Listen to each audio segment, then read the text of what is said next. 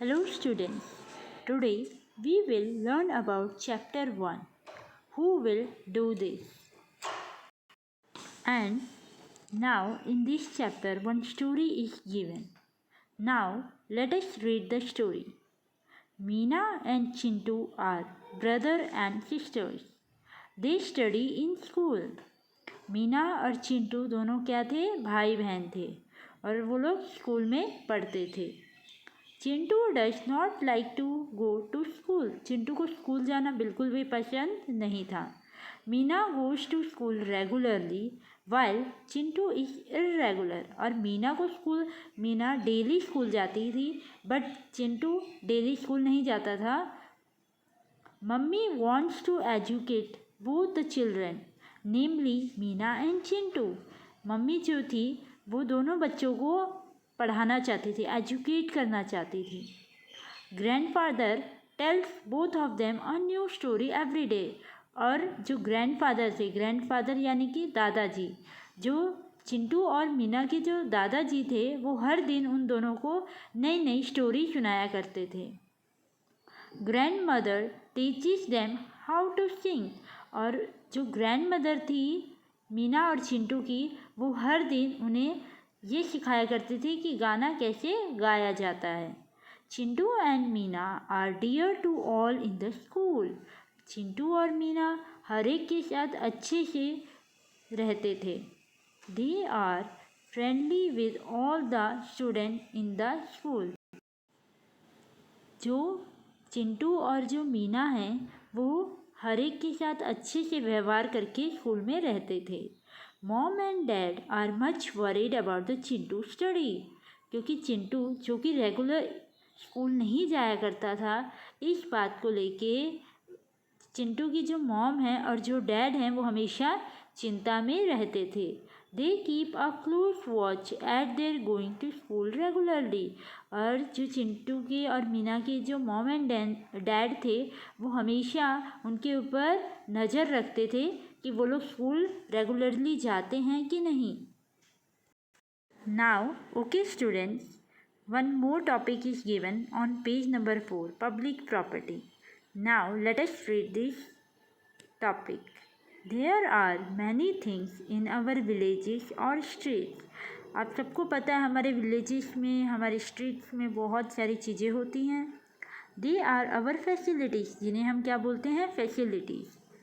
These are such facilities which are not owned by any individual but are used by everyone. और ये जो facilities होती हैं ये किसी एक इंसान की नहीं होती बल्कि इन फैसिलिटीज़ को हर कोई यूज़ कर सकता है.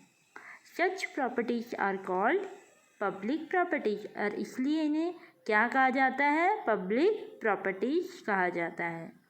Given below are the picture of such public properties which may also be found in your village. और आप जैसे कि एक नीचे एक पिक्चर दी गई है, उसमें आप देख सकते हो बहुत सारी फैसिलिटीज़ हैं जो कि आपके गांव में, आपके विलेजेस में, आपकी सराउंडिंग में भी आपको मिल पाएंगी. Okay, now you can see in this picture one garden is given. Okay, this is also a public property. One street is given, this is also known as public property. One flag is given, one mosque is given. These all are the things which are found in our villages or near our surrounding, which are known as public properties. अच्छा, okay बच्चों, अब आपकी book में एक और जानने जैसा कुछ दिया गया है. देखिए, hand washing day. 15 October is celebrated as hand washing day. जो 15 अक्टूबर है उसको हम लोग किस दिन के लिए बनाया जाता है? हैंड वॉशिंग डे के लिए. Dirty hand can cause many diseases. जो गंदे जो हाथ होते हैं हमारे, उनसे बहुत सारी बीमारियां जो हैं वो फैल सकती हैं. जैसे कि अभी आपने देखा होगा, अभी कोरोना वायरस फैला हुआ है, तो उसमें भी हमें बार बार क्या करते रहना चाहिए? हैंड वॉश करते रहना चाहिए. Okay students, now one topic is given related to primary duties. Let us read it. We get many facilities where we reside or dwell. to preserve and maintain them is our moral duty. यानी कि बच्चों, हमारे पास बहुत सारी facilities होती हैं, लेकिन इसका मतलब ये नहीं है कि हमें उनका गलत इस्तेमाल करना चाहिए या फिर उनका प्रयोग अच्छे से नहीं करना चाहिए।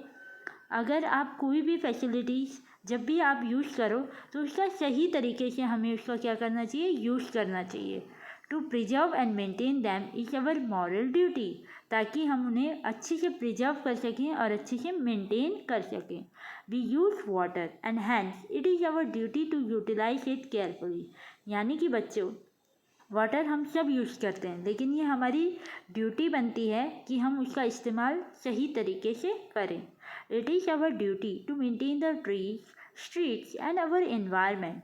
जैसे कि आपको पता है, हमारी सराउंडिंग में बहुत सारी चीज़ें हैं, लाइक ट्रीज हैं, स्ट्रीट्स हैं, तो उन सबको भी हमें अच्छे से, ये हमारी ड्यूटी है कि उन सबको भी हम अच्छे से प्रिजर्व करें, यूटिलाइज करें। It is our prime duty to utilise our amenities wisely and rationally.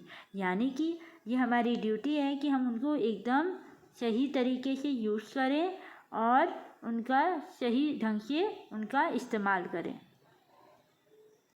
Now students, you can see some pictures are given and we have to observe this picture, and related to this picture some questions are given. Now let us give the answers of that questions.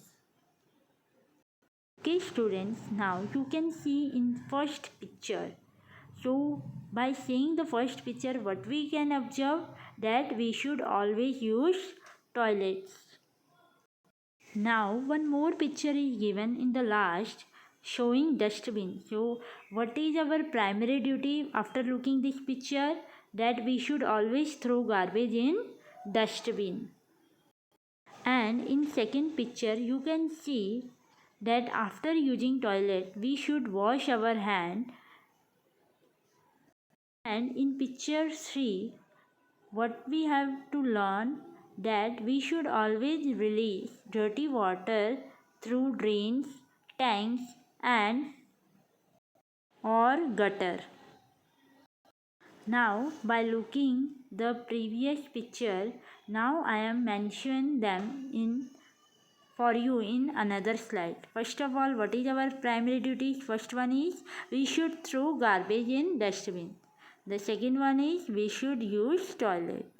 The third one is we should wash our hand with soap before eating and after using the toilet. And the fourth one is we should release dirty water through drain, gutter or safety tanks.